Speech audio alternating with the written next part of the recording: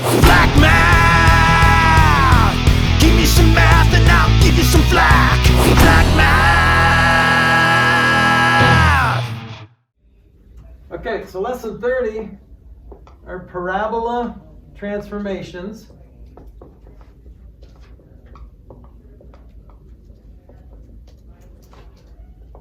And then we've got minimums and maximums.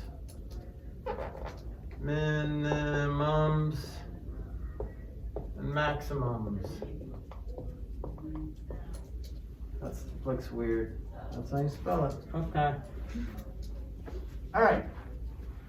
So we did talk about our y equals x squared or f of x equals x squared. Looks like this. So this is what we call the parent function or the mother function. Okay? That's what it looks like without being manipulated at all. This is the generic parent function of a quadratic equation. All right? So there's different kinds of transformations. There's 4 different kinds. There's a flip, there's a shift, but in the shift there's either vertical shift or horizontal shift. And then there's a compress, or we maybe call it dilate, but you can either compress it or stretch it. Okay? So when you have a negative in front of that x squared, it flips it. So a negative flips that mother function. Okay? When you have a constant added or subtracted from x squared, you shift that mother function. 1, 2, 3, 4, 5, 6. Up 6. This is called a vertical shift.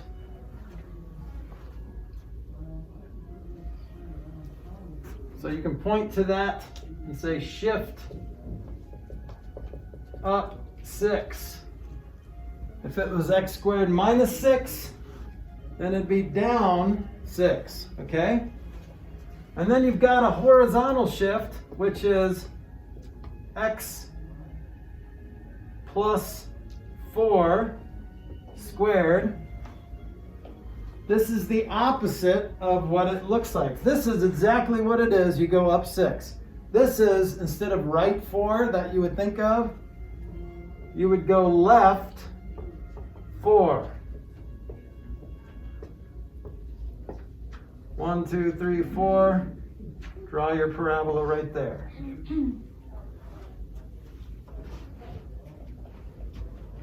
Okay, so these are the 3 important ones that you need to remember.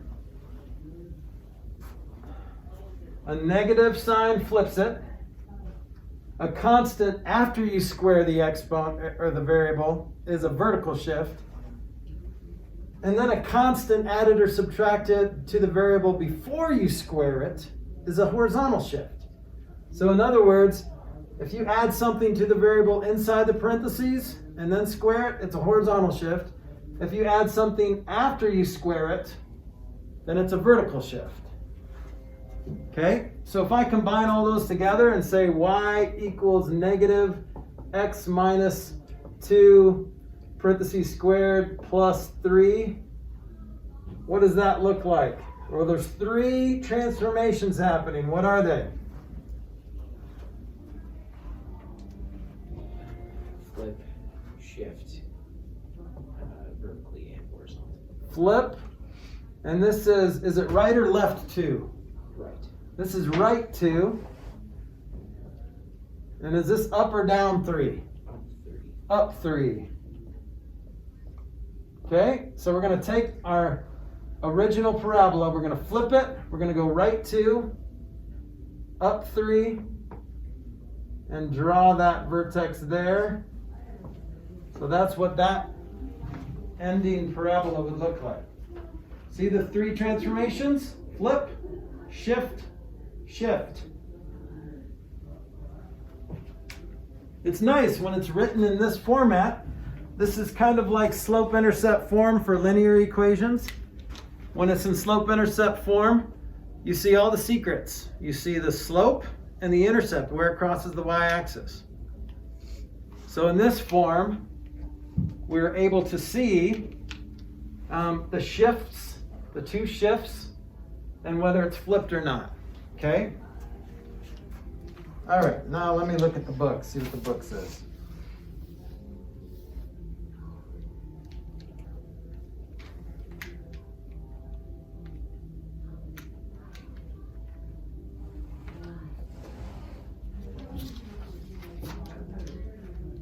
Okay, now there's one more. This is called the vertex form of a quadratic equation. So f of x, this is the vertex form of a quadratic equation, a quad EQ. F of x equals a parenthesis x minus h parenthesis squared plus k. Okay? And so a represents how much it's stretched or compressed. H is the horizontal shift. And K is the, oops, that should be a K, sorry, is the vertical shift.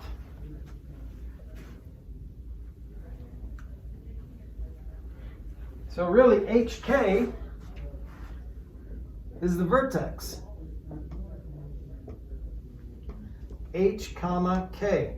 So look here, the vertex is opposite of that number, 2 comma 3. That's where the vertex is.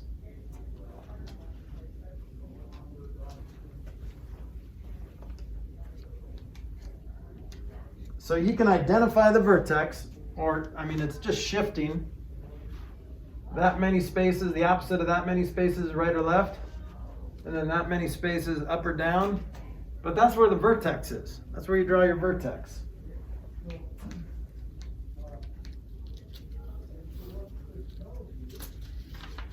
Okay, the vertex form of a quadratic equation, the axis of symmetry, and the reflective properties of a parabola can be used to sketch the graph. Okay? So you can just remember this parabola, and you don't have to be perfect. If you're just asked to sketch the graph, then don't worry about being perfect on this. Just draw the parabola, but make sure the vertex is right here. Boom, boom.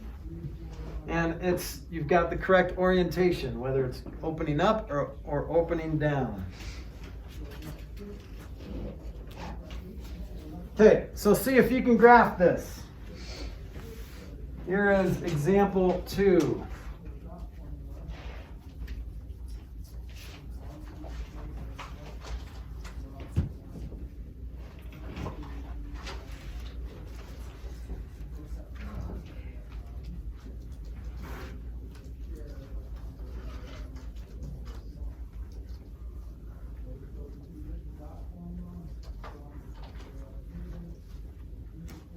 Let's graph this. Example 2 says graph, or sketch a graph, of f of x equals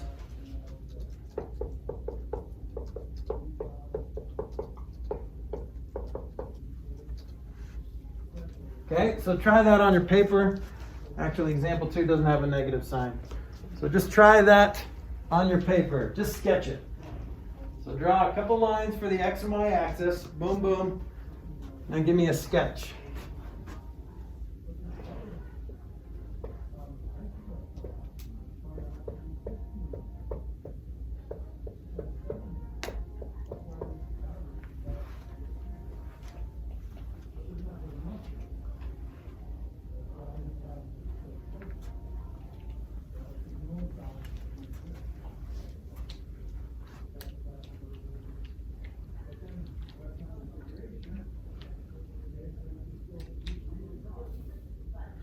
Erase the negative. I did, sorry, but if you did the negative, you're fine. I did. I just wanted to be consistent with what's in the book, just in case you wanted to go back and look at the lesson. Just pretend this is on this side. Okay. Okay. All right, so where is the vertex of this parabola? At point 32. All right, so the vertex is at 3, comma 1. 1. So Yeah, it's I was right like 2. Sorry, I was still on there. this problem. That's okay. Okay. So now you have the most important part of your parabola is the vertex. So now this is where everything reflects. Okay? And if you remember a parabola, just a normal parabola, the mother function, it just goes up one to there and up one to there. And then it kind of leans out here. If you wanted to be more exact, then you could pick some points. Pick some easy points. What looks like the easiest x to pick? 3. 3. If you pick 3 for x, that makes that 0 and that 1. Okay? You already knew that because that was the vertex. So let's try 4. 4 minus 3 is 1 plus 1. 1 squared plus 1 is 2. Let's go the opposite way. 2 minus 3 is negative 1. Parentheses squared is positive 1 plus 1 is 2. Okay, let's try 0. 0 is 3, negative 3 squared is 9 plus 1 is 10. Or if you do like the same partner over there would be 6. So that would be 10 as well. So you could pick some points if you wanted to, just to fill it in. But if you just want to figure out where the vertex is and then sketch that parabola, I'm fine with that. Just make it somewhat curvy. How do you find the y-axis again? You do 3 plus 3, or you just plug x into the equation up there? Yeah, So so like 3 minus 3 squared plus 1? yeah. Okay. So if the y-axis is if that was 0, so if you pick like 4 for x, you can't get that. But you can't get a y-axis. You can get plenty of x-axis. So if you pick 0 for x, you get 10. So this should technically be crossing at 10. But it's impossible to get a x-axis intercept because it will never cross that. So here's the other part of this lesson is you have to identify that vertex as either a minimum or a maximum. So minimum means it's the smallest y value. The maximum means it's the greatest. Is this a minimum or a maximum? A minimum. So this is on the bottom. If it points up, then it's a minimum. If it goes down, then it's a maximum. That's the only thing you have to do there. You have to identify whether a vertex is a minimum or a maximum. So if it goes up, it's a minimum down. Yep. Or if there's a negative sign in front of here, it's a maximum. If there's not a negative sign in front of there, it's a minimum. Okay?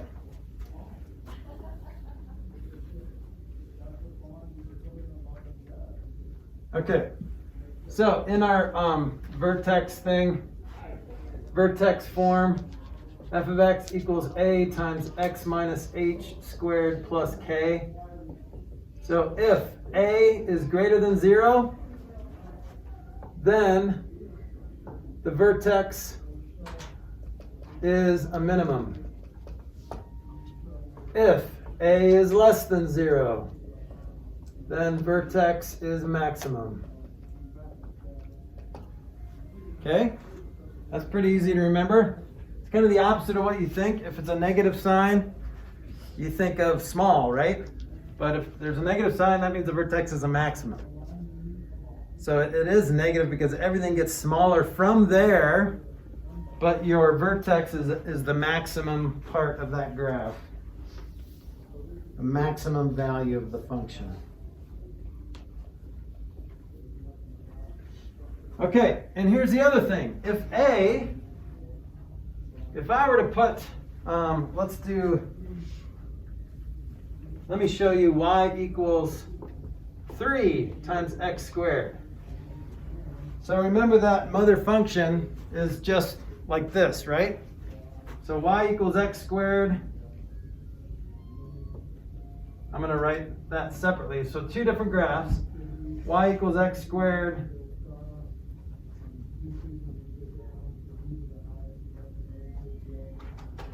Looks like this.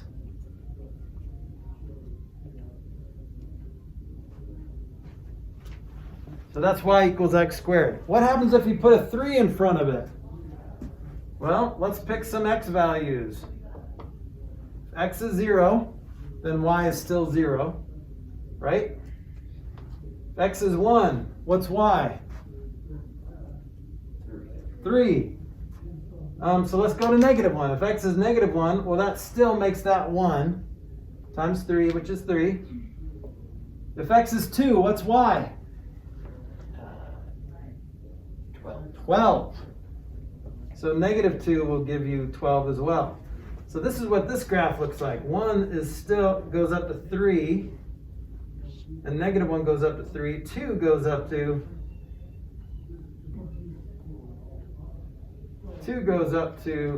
12, and -2 goes up to 12.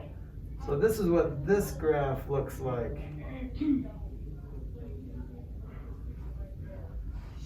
So see how it's skinny? It's compressed. We call that compression. So if A is between, terrible. If the absolute value of A, because if it's negative, it means the same thing, it's just flipped over, okay? If it's in between 0 and 1, then it's going to stretch. This is going to be chubby. So if I had another equation, y equals 1/2 x squared, well, let's plug in some values. Well, 0 will still give you 0. 1 will give you 1/2, and so will -1.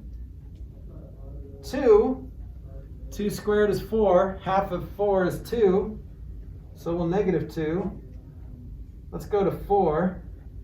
4 gives you 16, but half of 16 is 8. So -4 will give you 8 as well. So this is what this looks like. 0, 0, 1, 1/2, 2, 2, 4, and then 8. It's like right there. So here's what this graph looks like. So see how green got chubby. So this again is kind of the opposite of what you think. A fraction makes a parabola chubbier, but a number greater than 1 makes it skinnier, stretch. As the fraction gets closer to 1, does the line get chubbier or skinnier? If it gets closer to 1, it gets skinnier. Okay, so if the fraction was like 1/16. Yeah, then that's real chubby. 1/16 would be really chubby. Yep, but 15/16 Would be almost identical to that mother function. Okay, so as it gets closer to 0, it gets more chubby. Yes, so if the absolute value of A is greater than 1, then we stretch it. Or no, we compress it. It's skinny. Which kind of makes sense because a greater than 1 means you're going to make the y values more extreme. So for every x value, the y values are either really tall or really short if it's negative, right? Or really down far or up far. Okay? So these are just this kind of stuff, if A is in between 0 and 1. If it's a fraction, then it's going to be chubby. If it's more than 1, it's going to be stretched. That's just a shortcut. Because if you forget all this stuff, you can just start plugging in x and y values and see what the graph does. Okay? But these are shortcuts. You now know how to shift it, left or right, or up or down. You know whether to flip it. And you know whether to compress it or to stretch it. Okay?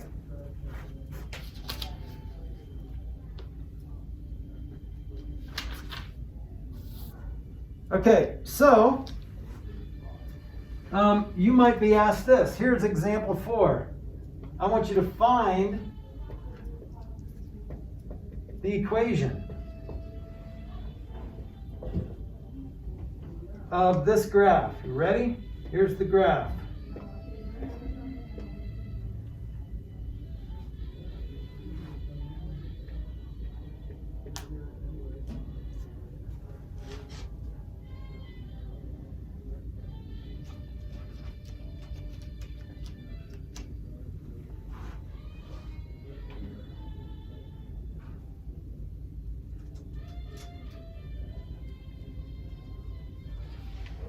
So it's hard to do this without actual graph paper, but I want to find the equation of that graph. So this is going to be y equals something, or f of x equals something. Okay, so it's compressed, right? It is a little compressed because instead of going down 1 over 1, down 1 over 1, it's going over 1, down 2. So compressed means it's greater than 1. So you can tell the compressed value really by how far up or down that next point over goes. So what's the coefficient? 2. Is it positive or negative? Negative. Negative because it's flipped over. So now you've got that, really the most difficult part done. Okay, so And that'd then be. something with positive 3. So what's so the it'd vertex? It'd be x minus. No, x plus 2. X minus. Minus 2. It's minus. X minus 2. Oh. Yep, because it's the opposite. The x value is the opposite. Right, Plus and then plus 3. That's it. That's the equation. Yeah, we did something. Okay? So, there's 3 things in this equation. There's the a. Really, there's 4 things. There's the a and then the sign of the a. The sign of the a is whether it opens down or opens up. This negative says it opens down. So then we've got a maximum, max vertex. The vertex is a max at 2, 3. Okay, that's the maximum value of the function. So it tells you whether it goes up or down. It tells you if it's compressed or stretched. This is compressed. And it tells you the vertex, the horizontal shift and the vertical shift. Okay? If you want to go to that graphing calculator website that I gave you the link on, you could try a few things, test it in your brain, and see what it does.